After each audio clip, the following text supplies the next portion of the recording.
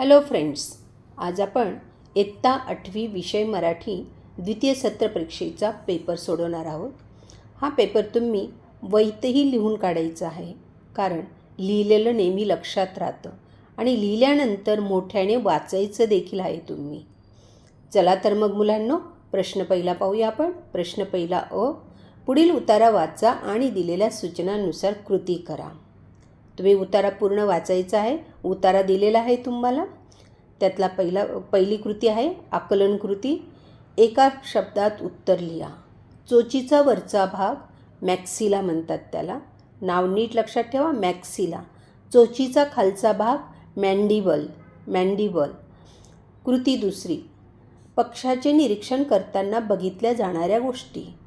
तर कोणकोणत्या गोष्टी बघतो आपण? पक्ष्यांचा रंग, उडण्याची किंवा बसण्याची पद्धत, चोचींचा आकार. या 3 गोष्टी लिहायच्या आहेत. तुम्हाला कधीकधी 2ही विचारण्यात येतात. 3पैकी 2 लिहायच्या आहेत. चोचींचे विविध उपयोग. चिखलातून किंवा झाडाच्या खोडातून अन्न शोधणे, बिया फोडणे, शिकार केलेल्या प्राण्याचे तुकडे करणे, घरटे बांधणे, पिल्लांना भरवणे, झाडावर किंवा वेलीवर लटकणे. 6 आहेत. 6पैकी तुम्ही 2 विचारले तर 2 लिहा, 4 विचारले तर 4 लिहा. कृती तिसरी व्याकरण कृती आहे. त्याच्यातली सहसंबंध लक्षात घेऊन उत्तर लिही. बारीक बारकाई. जसं बारीकचं बारकाई झालं तसं गोलचं गोलाई. रचने रचना. रचनेचं रचना झालं तसंच कारणे कारण. प्रश्न दुसरा, पुढील कवितेच्या आधारे दिलेल्या सूचनांनुसार कृती करा. आता कविता दिलेली तुम्हाला गे मायभू, ती वाचायची आहे आणि त्याच्यावरून प्रश्नांची उत्तरं लिहायची आहेत. पहिली आकलन कृती आहे. त्यातली मातृभूमीच्या आरतीला कवी या गोष्टी आणणार आहे. कोणकोणत्या गोष्टी आणणार आहे? सूर्य, चंद्र आणि तारे.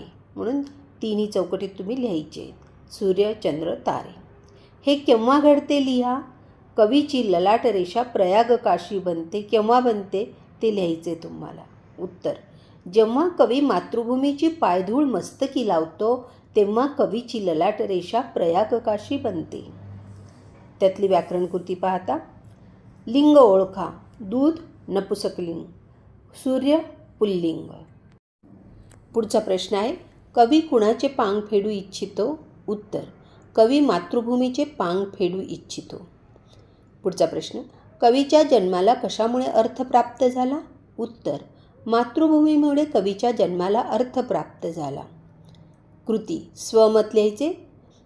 कवितेतून व्यक्त झालेली मातृभूमीविषयी भावना तुमच्या शब्दात लिहा.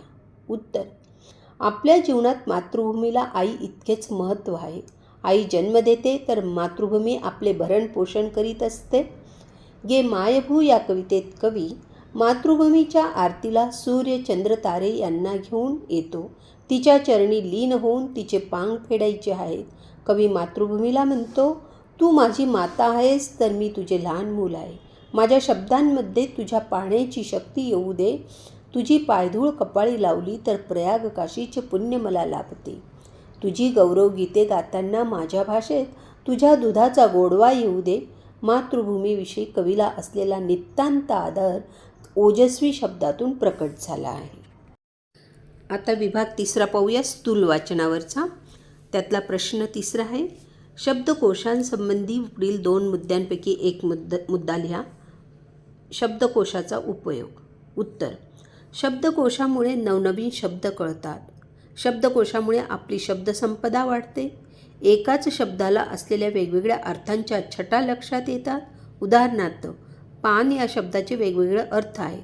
तिने पान मांडले, मी पान खाल्ले, पुस्तकाचे 50 नंबरचे पान उलटा, झाडावरची पाने गळून पडली, पळसाला पाने 3च, इत्यादी. जितके जास्त शब्द आपल्याला कळतात तितके जास्त अर्थ आपण व्यक्त करू शकतो.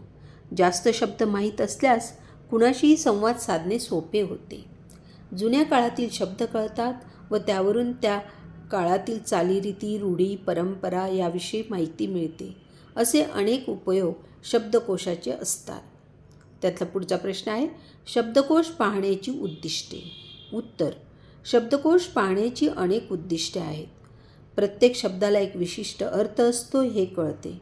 शब्दांच्या अर्थछटा समजणे, शब्दाचा योग्य अर्थ माहीत करून घेण्याची सवय लावणे, शब्दकोश हाताळता येणे, शब्दकोश ही संकल्पना समजणे, शब्दांची उत्पत्ती कळते, समानार्थी शब्द समजून शब्दांचे योग्य अर्थ लागणे, शब्दकोशाची अनेक उद्दिष्टे लक्षात घेऊन प्रत्येकाने शब्दकोश का बाळगावा हे त्याच्या उद्दिष्टांवरून लक्षात येते. पुढचा प्रश्न आहे विभाग 4 व्याकरण 10 गुणांसाठी. प्रश्न 4. पुढील ओळीतील अलंकार ओळखा. बा अनवाणी पायाचा ठसा मातीत उठतो, भालावरल्या घामाचा पाहणा नभाला फुटतो. इथे उठतो फुटतो यमक अलंकार आहे. पुढचा आहे समास. सामासिक शब्द दिलेले आहेत तुम्हाला 2.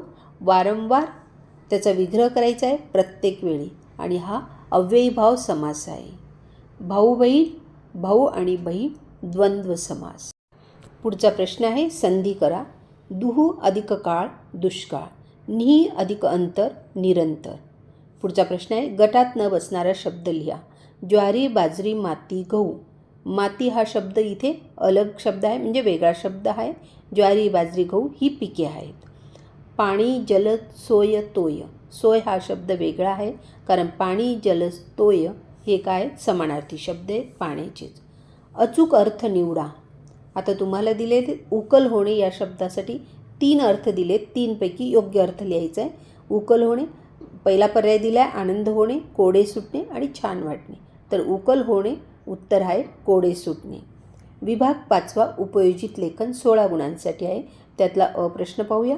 खालील दिलेल्या चित्रावरून वर्गखोलीचे मनोगत लिहा. 6 गुणांसाठी आहे हा प्रश्न.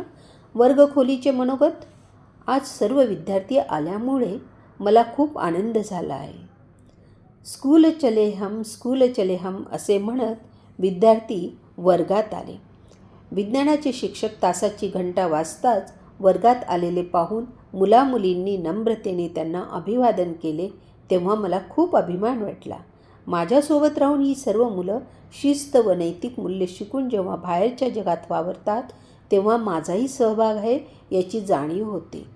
विद्यार्थ्यांना महत्त्वाची माहिती लक्षात राहावी म्हणून मी स्वतः खिळ्यांचा मारा सहन करून त्यांच्यासाठी माहितीचे तक्ते माझ्या अंगाखांद्यावर मिरवते. विद्यार्थ्यांसाठी जाडजूड फळ्याचा भार झेलून मी वाकून जाते, परंतु मुलं मी पेलून धरलेल्या फळ्यावरील महत्त्वाच्या नोंदी वहीत उतरवून घेत असतात तेव्हा मी माझे दुःख विसरून माझ्या जीवनाचे सार्थक झाल्यासारखे मला वाटत असते.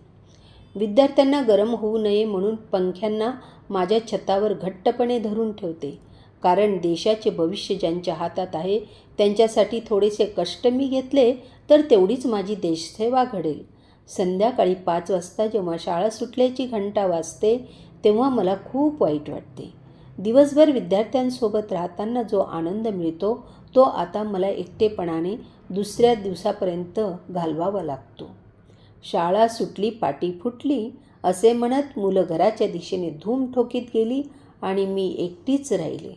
मला नेहमीच एका गोष्टीचा अभिमान वाटतो की राष्ट्राच्या जडणघडणीत डॉक्टर्स, अभियंते, शिक्षक, प्राध्यापक, सर्व क्षेत्रात काम करणारे कर्मचारी, वकील, शास्त्रज्ञ यांच्या जडणघडणीत माझाही खारीचा वाटा आहे. माझ्या वर्गात अनेक पिढ्या आल्या आणि गेल्यात आणि भविष्यातही येत राहणार याचा मला सदोदित आनंद आहे. मरावे परिकीर्तिरूपी उरावे हेच खरे. विद्यार्थी मित्र मैत्रिणींनो, वर्गखोलीचे मनोगत 7-8 ओळीच लिहायचे आहेत तुम्हाला. मी तुम्हाला 9वी 10वीत याच विषयावर निबंध लिहिता यावा या दृष्टीने थोडा सविस्तर दिलेला आहे. आता पुढचं बघूया. एका निरक्षर व्यक्तीची कैफियत. मी एका ऑफिसमध्ये कामासाठी गेलो असता तेथील अधिकाऱ्याला माझे कागदपत्र दाखवली आणि काही क्षणातच, काही अक्कल आहे की नाही, अडाणी कुठले, असे सर्वांसमोर साहेब माझ्यावर ओरडले आणि मला खूप वाईट वाटले. साहेबाचे ओरडणे ऐकल्यावर मला माझा भूतकाळ आठवला. गावात शाळा नसल्यामुळे दुसऱ्या गावी जाऊन शिकण्या इतके पैसे नव्हते. घरी 18-20 दारिद्र्य, त्यामुळे घरच्या शेळ्या मेंढ्या चारण्याकरिता रानात जाणे हेच आम्हा मुलांचे जीवन होते. त्यात शाळा शिक्षण दूरच राहिले. परंतु आजच्या प्रसंगाने माझे डोळे उघडले. यापूर्वी अनेक वेळा चिठ्ठी किंवा इतर कागदपत्र नेहमी दुसऱ्यांकडून वाचून घेऊन काम भागविले.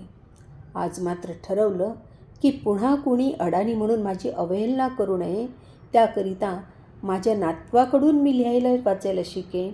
नाहीच जमलं तर प्रौढ शिक्षण योजनेचा लाभ घेऊन साक्षर व्हायचेच असा निर्धार करूनच मी त्या ऑफिसमधून बाहेर पडलो. मुलांनो, आम्हाला संधी नव्हती, पण तुम्हाला शिक्षणाची संधी मिळाली आहे. त्या संधीचे सोने करा आणि गौरवाने जगा. तुम्ही शाळेत जा मुलांनो, मीही प्रौढ वर्गात जातो. विद्यार्थी मित्रमैत्रिणींनो, एका निरक्षर व्यक्तीची कैफियत तुम्ही 7-8 ओळी तुम्हाला ज्या वाटतील त्या यातून लिहायच्या आहेत. मी येथेही तुम्हाला सविस्तरपणे लिहून दिलेला आहे.